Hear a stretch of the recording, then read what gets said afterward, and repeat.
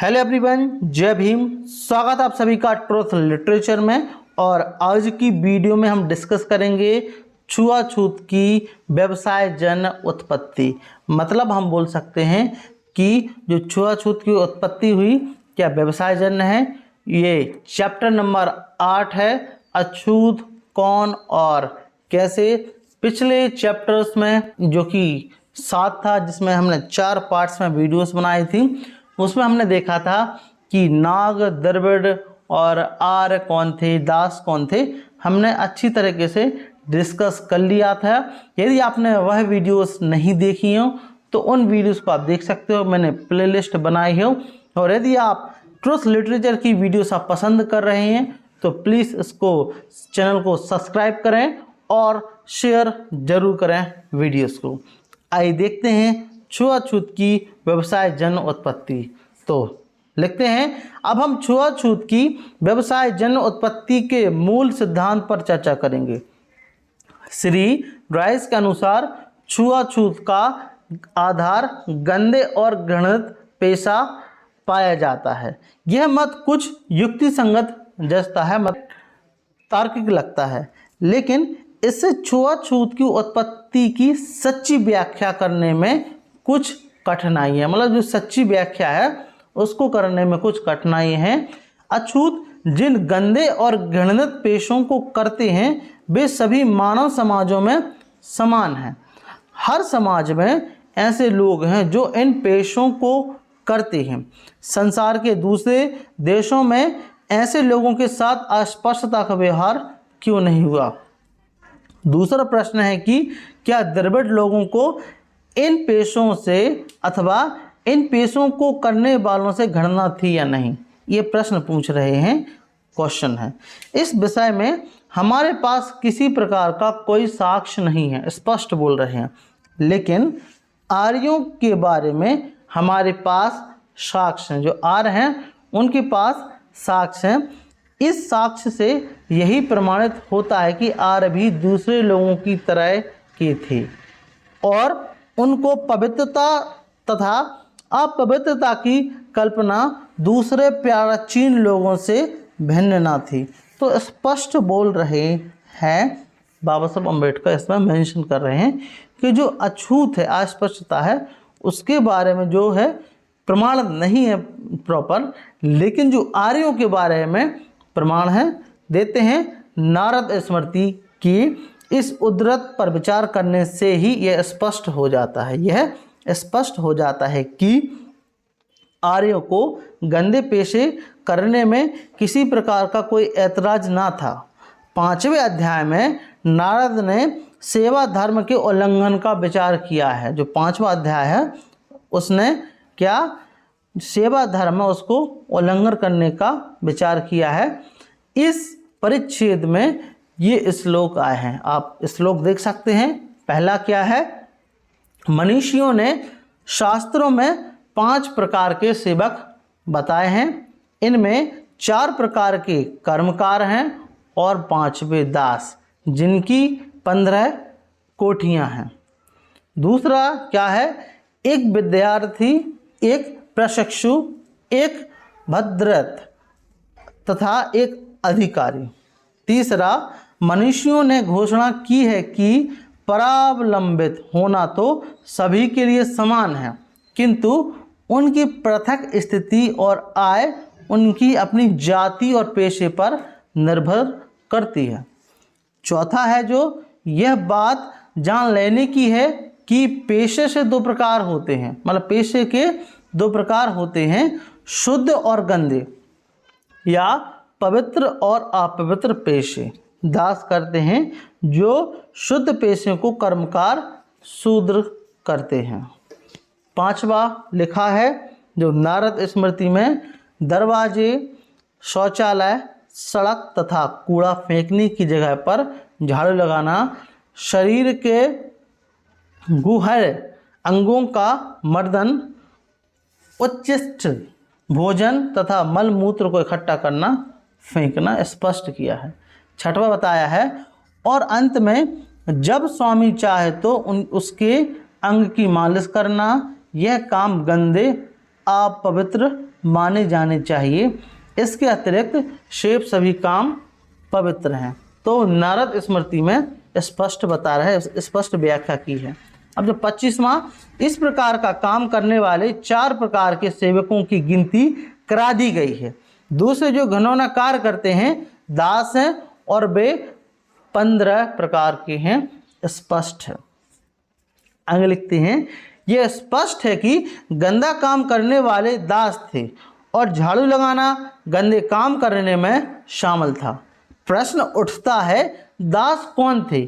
क्या वे अनार्य थे, क्या आर्य थे? मतलब क्या वे आर्य थे अथवा अनार्य थे? इसमें कोई संदेह नहीं है कि आर्यों में दास प्रथा थी। एक आर्य दूसरे आर्य का दास हो सकता था। चाहे आर्य किसी भी वर्ग का हो, वह दास हो सकता था। एक क्षत्रिय दास हो सकता था। एक वैश्य भी, एक ब्राह्मण भी दास हो सकने की संभावना से सर्वथा मुक्त न था। जब देश में चातुर्वर्णीय एक कानून की तरह प्रचलित हुआ तो दास प्रथा में कुछ परिवर्तन आया। नारद स्मृति में निम्नलिखित उदाहरणों से उस परिवर्तन का रूप स्पष्ट हो गया है। तो क्या बोल रहे हैं कि जो आर्य में थे उसमें भी दास हुआ करते थे, सभी दास हो सकने की संभावना थी। लेकिन जब चातुर्वर्णीय कानून की तरह प्रचलित हुआ तो उन्होंने क्या किया, उद्धृत किया। क्या देखते हैं 39 में लिखते हैं कि चारों वर्णों के प्रतिलोम क्रम से दास प्रथा के लिए स्थान नहीं। यदि आदमी अपने वर्ण धर्म का पालन ना करे तो वह इस नियम का अपवाद है। उस अवस्था में दास तत्व पत्नी की स्थिति के समान है। और लिखते हैं, याज्ञवल्क्य भी कहता है 183 में लिखते हैं 2 में कि दास प्रथा वर्ण व्यवस्था के अनुलोम क्रम से है, प्रतिलोम क्रम से नहीं।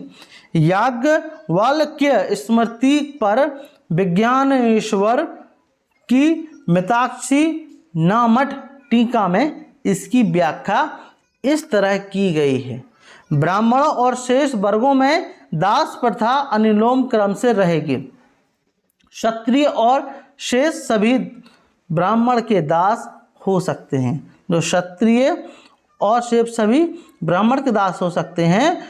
वैश्य और शूद्र क्षत्रिय के दास हो सकते हैं।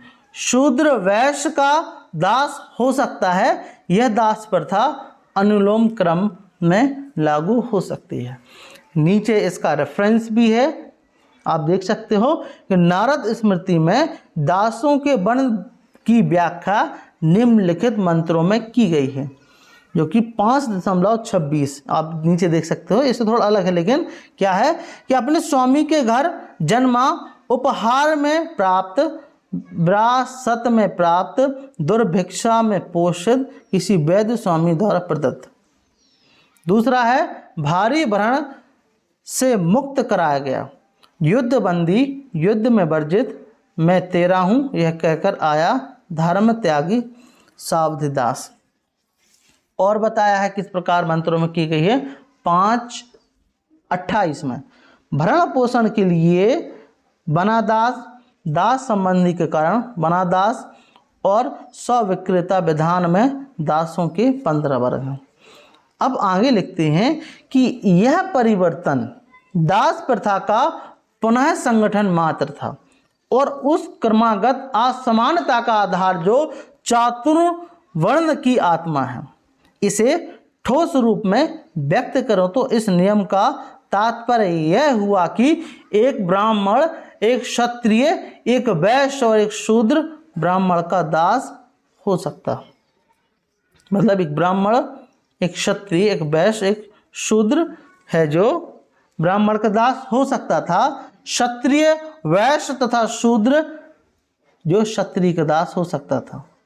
वैश्य और शूद्र वैश्य का दास हो सकता था, किंतु शूद्र का दास केवल शूद्र ही हो सकता था। शूद्र का दास ब्राह्मण, क्षत्रिय, वैश्य नहीं हो सकता था। यह सब होने पर दास प्रथा कानून प्रचलित रहा। ब्राह्मण, क्षत्रिय, वैश्य तथा शूद्र कोई भी यदि वह दास बनता तो उस पर वह नियम लागू ही होता। दासों के लिए निश्चित हुए कर्तव्य की ओर ध्यान दें तो यह परिवर्तन किसी तरह बना भी परिवर्तन नहीं है। आगे लिखते हैं, उनका अब भी यही मत रखा कि यदि एक ब्राह्मण दास बने, एक क्षत्रिय दास बने, एक वैश्य दास बने अथवा एक शूद्र दास बने तो उसे झाड़ू लगाने का काम करना ही होगा। हाँ, एक ब्राह्मण किसी क्षत्रिय वैश्य अथवा शूद्र के घर झाड़ू नहीं लगाएगा, किंतु वह एक ब्राह्मण के घर एक ब्राह्मण के घर भंगी का काम करेगा। मतलब अगर ब्राह्मण दास है तो वह ब्राह्मण के घर भंगी का काम करेगा, वह एक शूद्र के घर में नहीं करेगा। इसलिए यह स्पष्ट है कि ब्राह्मण, क्षत्रिय और वैश्य जो निश्चित रूप से आ रहे हैं, गंदा सा गंदा भंगी काम करते हैं। यदि भंगी का काम एक अनार्य के लिए घृणित कार्य नहीं था तो यह कैसे कहा जा सकता है कि गंदे पेशे को करना छुआछूत का कारण है। इसलिए यह सिद्धांत कि गंदे पेशे में लगना अस्पष्टता है, निराधार सिद्ध होता है। यह डॉक्टर बाबा साहब अम्बेडकर अपनी पुस्तक में उद्धृत करते हैं, मतलब बताते हैं। और इसमें बाबा साहब अम्बेडकर खोज कर रहे हैं कि आखिर अछूत बने कैसे। तो इसमें हम नेक्स्ट वीडियो में देखेंगे, लेकिन एक डॉक्टर बाबा साहब अम्बेडकर के थॉट्स के साथ इस वीडियो को हम समाप्त करते हैं कि जिस समाज में कुछ वर्गों के लोग जो कुछ चाहे वह सब कुछ कर सकें और बाकी सब भी ना कर सकें जो उन्हें करना चाहिए, उस समाज के अपने गुण होते होंगे लेकिन उनमें स्वतंत्रता शामिल नहीं होगी। अगर इंसानों के अनुरूप में जीने की सुविधा कुछ लोगों तक सीमित ही है, तब जिस सुविधा को आमतौर पर स्वतंत्रता कहा जाता है उसे विशेषाधिकार कहना उचित होगा। डॉक्टर बाबा साहब अम्बेडकर। अब हम नेक्स्ट वीडियो में हम जानेंगे कि बौद्धों का अपमान छुआछूत मूलाधार तो हम खोज ही कर रहे हैं, तो यह वीडियो हम नेक्स्ट वीडियो में हम देखेंगे। Thank you very much, thanks for watching. यदि आपको यह वीडियो का टॉपिक अच्छा लगा हो प्लीज़ इसको लाइक करें, चैनल पर नए हैं तो सब्सक्राइब जरूर करें ट्रुथ लिटरेचर को। Thank you very much, thanks for watching. जय भीम, जय भारत।